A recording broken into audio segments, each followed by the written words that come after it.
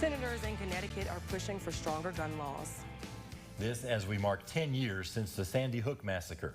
20 children and 6 teachers were killed. Longtime Senators Richard Blumenthal and Chris Murphy highlighted what has been done and what's still left to do in terms of preventing a mass shooting. What we have done isn't enough.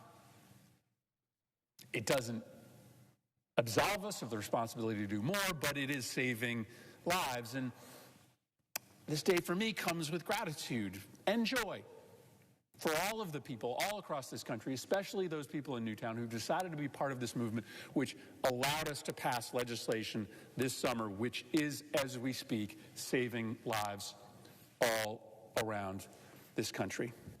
This summer, Congress passed its most notable gun control laws in 3 decades. And since that tragedy, lawmakers here in Kentucky have been working to keep our students safe. Bodie Brooks explains more on the laws passed and concerns as school officials look to the future.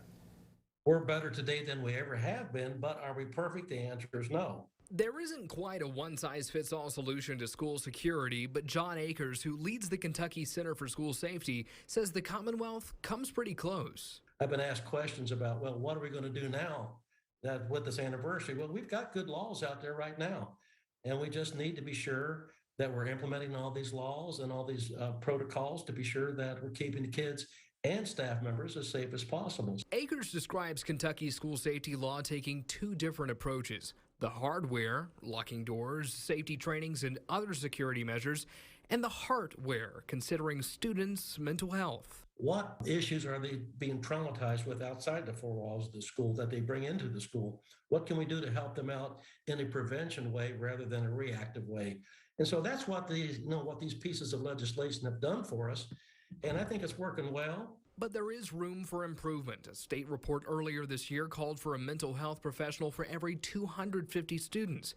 Akers says in order for mental health to be fully addressed, there needs to be a team commitment outside the classroom. We have kids 15% of a calendar year that somebody else has them the 85% of the year. He encourages parents to be mindful about what their kids are being exposed to, especially as cell phones and social media can present a vulnerability to peer pressures, toxicity, and depression. I think parents really need to know where their kids are in the virtual world, because so much of that stuff, Bodie, comes into the schools the next day, and that's an issue. Bodie Brooks, Fox 56 News.